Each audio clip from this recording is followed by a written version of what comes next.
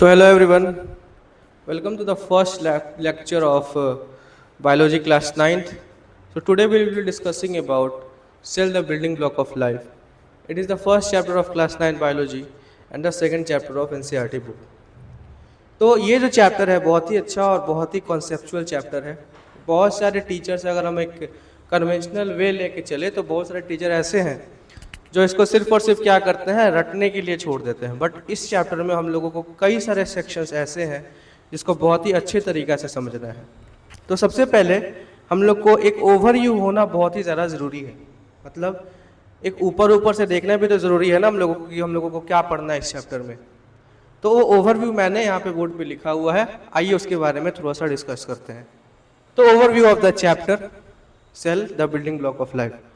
सबसे पहले हम लोगों को इसमें पढ़ना है discovery of cell and understanding about cell. कोई भी चीज़ कैसे डिस्कवर हुआ, यहाँ पे अगर हम सेल की बात कर रहे हैं तो हम लोग जानेंगे कि कैसे सेल डिस्कवर हुआ और सेल एक्चुअली में होता क्या है, इसका डेफिनेशन वगैरह। ठीक है, उसके बाद थोड़ा सा बेसिक्स है माइक्रोस्कोप्स के बारे में, कितने टाइप के माइक्रोस्कोप्स होते हैं। एक खास टाइप का माइक्रोस्कोप है जिसके बारे में हम लोगों को थोड़ा सा उसका स्ट्रक्चर को समझना है। उसके बाद देखते हैं हम लोग जो कि होगा types of organism based on cell number. Cell कितना है किसी ऑर्गेनिज्म में, इस आधार पे ऑर्गेनिजम्स को कितने हिस्सों में विभाजित किया गया है उसके बारे में हम लोगों को जानना है। उसके बाद है सेल का स्ट्रक्चर। ये जो तुम्हारा पॉइंट है ये सबसे मेन पॉइंट है। Just let me grab my marker. ये जो तुम्हारा पॉइंट तुम देख रहे हो जैसे कि सेल स्ट्रक्चर, ये जो है सबसे मेन पॉइंट है इस चैप्टर का, क्योंकि इसमें हम पढ़ते हैं कि सेल मेम्ब्रेन क्या होता है, ठीक है, सेल वॉल क्या होता है, उसके बाद inner and outer structures of cell. इसी में सेल मेम्ब्रेन में हम लोग को पढ़ना होता है ट्रांसपोर्ट सिस्टम्स के बारे में। ठीक है, इसमें मैं एक और चीज़ इंक्लूड करना चाहूँगा जो मैं यहाँ पे कर सकता हूँ इसके जस्ट बाद में। ठीक है, यहाँ के जस्ट बाद में एक तुम पॉइंट दे के लिख देना, plant cell and animal cell.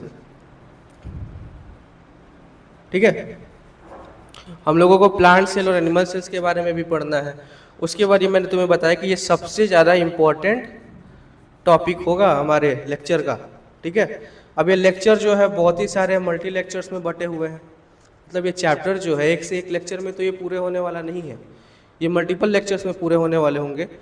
और फिर बाद में मैं उसके कंपाइल करके एक कंपाइल करके उसको मैं यूट्यूब पे अपलोड कर दूंगा। तो तुम देखो यहाँ पे ये समझ में आ गया। उसके बाद देखते हैं कि types of cell based on structural complexity. Complexity का मतलब क्या होता है, कॉम्प्लेक्स का मतलब क्या होता है, किसी चीज़ का अरेंजमेंट कितना ज़्यादा मतलब कितना सरल तरीक़ा से किया गया है। ठीक है, जो जितना सरल होगा वो उतना इजी होगा आइडेंटिफाई करने के लिए, उतना इजी होगा पढ़ने के लिए भी, और जो जितना कॉम्प्लेक्स होगा उसको पढ़ना उतना ही ज़्यादा मुश्किल होगा। फॉर एग्जांपल मैं अगर अपनी बात करूँ तो मैं एक ह्यूमन हूँ। ठीक है, मेरे अंदर मल्टीपल टाइप्स ऑफ सेल हैं, ठीक है ना, और मेरे अंदर हर सेल और हर ऑर्गन के अंदर मतलब वो ऑर्गन जो है वो टिश्यू से मिलके बना हुआ है और टिश्यू मिलके बना हुआ है सेल से। उस सेल का प्रोग्रामिंग कुछ इस तरीके से किया गया है कि वो किसी दूसरे ऑर्गेन के सेल से वो फंक्शन को मैच नहीं करेगा। उसके बारे में हम लोगों को पढ़ना है। उसके बाद देखो यहाँ पे, उसके बाद हम लोगों को सबसे लास्ट में पढ़ना है सेल डिवीजन एंड बेसिक्स। तो सेल डिवीजन का बेसिक्स क्लास 9th में इंक्लूड किया हुआ है। तो इसमें हम लोग कोई बहुत ही ज़्यादा मतलब उच्च लेवल का नहीं पढ़ने वाले हैं, क्योंकि इसके लिए 11th में एक खास चैप्टर है जिसका नाम है cell cycle and cell division. उसमें हम लोग इसको सही तरीक़ा से डिस्कस करेंगे और फिर समझेंगे कि वो क्या होता है। तो ये तुम्हारा टोटल ओवरव्यू है। ठीक है, इसको चाहो तो तुम लोग लिख सकते हो वीडियो पॉज करके, और नहीं चाहते हो तो हम लोग बढ़ते हैं आगे की तरफ। ठीक है, okay then welcome to the first lecture of class 9 biology. तो लास्ट वाले ओवरव्यू में हम लोगों ने पढ़ा था कि हम लोगों को किस किस टॉपिक्स के बारे में इस चैप्टर में डिस्कस करना है। ठीक है, आज से हम लोगों का एक्चुअल चैप्टर स्टार्ट हो रहा है। तो उस एक्चुअल चैप्टर स्टार्ट होने से पहले सबसे पहले हम लोग NCERT फर्स्ट पेज के बारे में थोड़ा मोड़ा डिस्कस करेंगे कि क्या कह रहा है आपका NCERT पहला पेज। उसमें लिखा हुआ है some points about origin of life. हम लोगों को कुछ पॉइंट्स बता रहा है जिसमें हम लोग ये डिस्कस करते हैं कि कैसे लाइफ का ओरिजिन स्टार्ट हुआ हमारे अर्थ पे। ठीक है।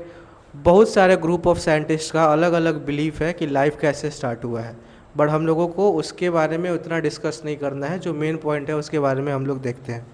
ठीक है। तो लिखा हुआ है बुक में कि many scientist believe that life originated in water. बहुत सारे साइंटिस्ट का ये मानना है कि जो लाइफ है वो स्टार्ट हुआ वाटर में। बात सही भी है, क्योंकि जहाँ पे वाटर रहता है वहाँ पे ऑर्गेनिजम्स का ओरिजिनेट होने का प्रोबेबिलिटी बहुत ज़्यादा हाई होता है। और उसमें से भी, ठीक है, यहाँ पे देखिएगा, एमोंग देम, उसमें से भी some believe that life began in small pools of water rather than in oceans. ठीक है। उनमें से भी कुछ साइंटिस्ट ऐसे हैं जो ये बिलीव करते हैं कि जो लाइफ है वो छोटे छोटे पूल्स में स्टार्ट हुआ।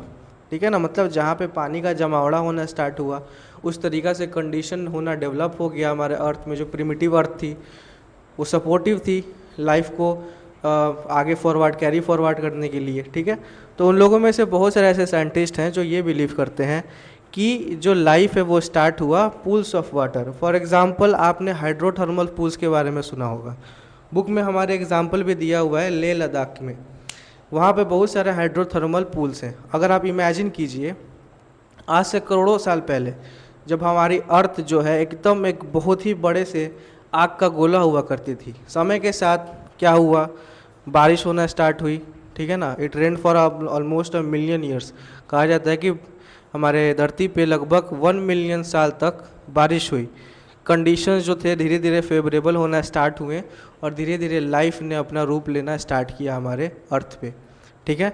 तो हुआ क्या, देखिए, तो उसमें हम लोगों को एक सर्टेन टाइप के बैक्टीरिया के बारे में पढ़ना है, डिस्कस करना है। उतना यूजुअली हम लोगों को नहीं पढ़ना है, थॉरोली नहीं पढ़ना है। उसमें दिया हुआ है थर्मोफाइल्स के बारे में। थर्मोफाइल्स क्या है? A group of bacteria that can easily survive in areas with high temperature. इसका एक एग्जाम्पल आप याद रख लेना, थर्मस एक्वाटिकस। अब इनके सर्वाइबिलिटी का जो रेंज होता है वो जाता है लगभग 45 डिग्री सेल्सियस से लेकर 122 डिग्री सेल्सियस। ये बहुत ही हाई रेंज ऑफ सर्वाइवल, मतलब आप कह सकते हो कि इनके जो अडेप्टिबिलिटी है, एडेप्टेशन की जो पावर है इन लोगों में बहुत ही ज़्यादा हाई है, जिसके वजह से ये आराम से इतने ज़्यादा रेंज ऑफ टेम्परेचर में भी सर्वाइव कर जा रहे हैं। तो इस कुछ पॉइंट से हम लोगों को क्या मिला, इस फर्स्ट पेज ऑफ एनसीईआरटी से हम लोगों को क्या जानने को मिला कि ओरिजिन ऑफ लाइफ के बारे में हम लोग थोड़ा मोड़ा समझे कि कैसे लाइफ का ओरिजिन हुआ, कैसे कुछ लोग बिलीव करते हैं। कुछ साइंटिस्ट का एक तबका है जो बिलीव करता है कि जो लाइफ है वो ओशियंस के बजाय छोटे छोटे पूल्स में डेवलप होना स्टार्ट हुआ। मतलब वहाँ पे लाइफ को जो है अच्छा खासा सपोर्ट मिला अपने आप को सस्टेन करने के लिए। ठीक है। अब इतना सारा पॉइंट्स जानने के बाद एक्चुअल टॉपिक जो है हम लोगों का सेल स्टार्ट होने वाला है। ठीक है। आप चाहो तो इसको वीडियो पॉज करके आराम से नोट कर लेना। ठीक है। तो अब बढ़ते हैं हम लोग अपने अगले टॉपिक पे, जो कि है अंडरस्टैंडिंग सेल।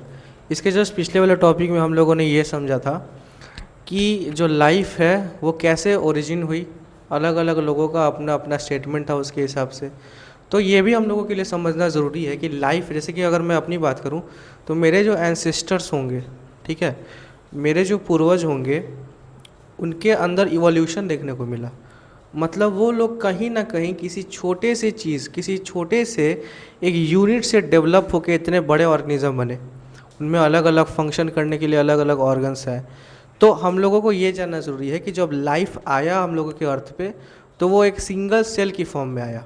ठीक है, ना कि कॉम्बिनेशन ऑफ सेल्स की फॉर्म में आया। हम लोग को ये जानना ज़रूरी है कि जब लाइफ का एग्जिस्टेंस स्टार्ट हुआ हम लोगों के अर्थ पे, तो वो एक सिंगल सेल के रूप में स्टार्ट हुआ था। ठीक है।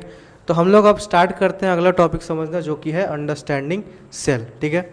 Cell is referred to as the smallest, या तो स्मॉलेस्ट बोलो, ठीक है, या फिर स्ट्रक्चरल या फिर functional unit of all living things. ठीक है। सारे लिविंग थिंग्स का सबसे स्मॉलेस्ट, स्ट्रक्चरल और फंक्शनल यूनिट बोला गया सेल को। ठीक है। तुम लोगों को ये पता है, अभी मैंने इसे बताया कि स्मॉलेस्ट क्यों बोले, स्मॉलेस्ट हम लोगों ने क्यों बोला इसको, क्योंकि शुरुआती समय में किसी भी चीज़ का जो फॉर्मेशन था वो सेल से हुआ था। ये सेल्स मिलके बाद में जाके अलग अलग स्ट्रक्चर्स को फॉर्म करना स्टार्ट किए। मतलब शुरुआती जो ऑर्गेनाइजेशन था, जो इनिशियल ऑर्गेनाइजेशन था किसी भी ऑर्गेनिज्म का, वो बहुत ही ज़्यादा सिंपल था। ठीक है। तो अब समझते हैं हम लोग कि इसको स्मॉलेस्ट क्यों बोला गया, क्योंकि ये सबसे छोटा यूनिट है तुम्हारे बॉडी में, तुम इसको तोड़ के कहीं और नहीं जा सकते हो। फॉर एग्जांपल हम लोग केमिस्ट्री में क्या पढ़ते हैं, एटम्स वगैरह के बारे में पढ़ते हैं। क्लास 9 के केमिस्ट्री का अगर हम बात करें तो उतना एडवांस केमिस्ट्री नहीं है। हम लोग क्या पढ़ते हैं कि हाँ एटम्स है, एटम्स के अंदर जो होंगे उसके 3 सब एटॉमिक पार्टिकल्स होंगे, प्रोटॉन, न्यूट्रॉन और इलेक्ट्रॉन। उसके तुम नीचे अभी नहीं जा सकते हो, बल्कि होते तो ज़रूर है, बट हम लोग को बेसिक नॉलेज के लिए उतना जानना ही होता है बस। यहाँ पे भी हम लोग को इतना जानना है कि तुम सेल से नीचे कोई लेवल नहीं प्रेजेंट होता है, ठीक है। उसके बाद फंक्शनल और स्ट्रक्चरल क्यों बोला गया, स्ट्रक्चरल क्यों बोला गया, किसी ऑर्गेनिज्म का क्या स्ट्रक्चर होगा वो भी डिटरमाइन होता है सेल के स्ट्रक्चर से। सेल का स्ट्रक्चर क्या है और सेल का फंक्शन क्या है वो डिटरमाइन करता है कि बॉडी में किसी चीज़ का पर्टिकुलर फंक्शन क्या होगा, ठीक है, सारे लिविंग थिंग्स का। या फिर सबसे अगर हम बात करें ऑन द पॉइंट प्रिसाइज अगर डेफिनेशन तुम बताना चाहते हो तो सेल रिप्रेजेंट करता है, सेल क्या करता है, रिप्रेजेंट करता है बेसिक लेवल ऑफ एग्जिस्टेंस। मतलब लाइफ का जो सबसे छोटा यूनिट होगा उसको हम लोग बोलेंगे बेसिक लेवल ऑफ एग्जिस्टेंस। कौन रिप्रेजेंट करता है इसको, सेल रिप्रेजेंट करता है, ठीक है। उसके बाद सेल क्या करता है, सेल्स जो होते हैं वो फर्दर कंबाइन, मतलब उसको जब सेल्स जब धीरे धीरे कंबाइन होना स्टार्ट करते हैं तो वो बनाते हैं टिश्यू हमारे बॉडी में। टिश्यूज़ जब कंबाइन होते हैं तो वो बनाते हैं ऑर्गन्स। ऑर्गन्स जब कंबाइन होंगे तो क्या बनाएंगे, ऑर्गन्स जब कंबाइन होंगे तो बनाएंगे एक ऑर्गन सिस्टम, और बहुत सारे ऑर्गन सिस्टम फाइनली क्या बना देते हैं, एक ऑर्गेनिज्म को। तो तुम इस सारे सीरीज़ को रिवर्स करके देखते हैं ऑर्गेनिज्म को अगर तोड़ोगे तो तुमको मिलेगा एक ऑर्गन सिस्टम, ऑर्गन सिस्टम को जब तुम तोड़ोगे तो मिलेगा तुमको एक ऑर्गन, बहुत सारे ऑर्गन्स का कॉम्बिनेशन मिलेगा। ऑर्गन्स को जब तुम तोड़ना स्टार्ट करोगे तो तुमको मिलेगा कि वो बने हुए हैं टिश्यूज़ से, और फाइनली जब तुम टिश्यूज़ को तोड़ना स्टार्ट करोगे तो तुमको मिलेगा कि सेल। मतलब लास्टली तुमको किस पे आ जाना है, सेल पे आ जाना है। इसको तोड़ के तुम कुछ और नहीं बना सकते हो, ठीक है। तो ये बात याद रखना, आराम से वीडियो को पॉज करो और इसको नोट डाउन कर लो।